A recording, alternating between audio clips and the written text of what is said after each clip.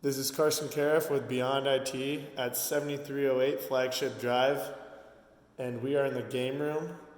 As you can see, we have several options on this remote. In the top, if that ever happens, there's a light button on the side that'll wake up the front screen.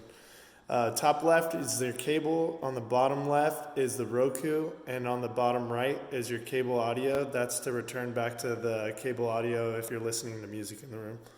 So let's start off with the cable. What happens when you push that button?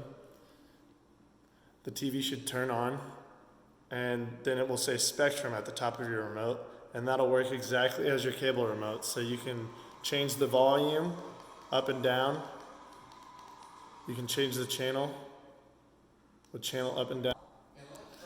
And to get back to the main page, you just push main button at the top.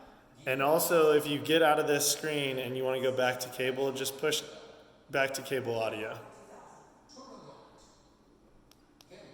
All right, and then Roku. If you want to do Roku, just click the Roku right there and it will automatically switch your input to the Roku. And same thing as the cable, this now works on the TV as your Roku remote. And you could do volume up still, and then just select. And then to get back is the home button you can select. And then power off.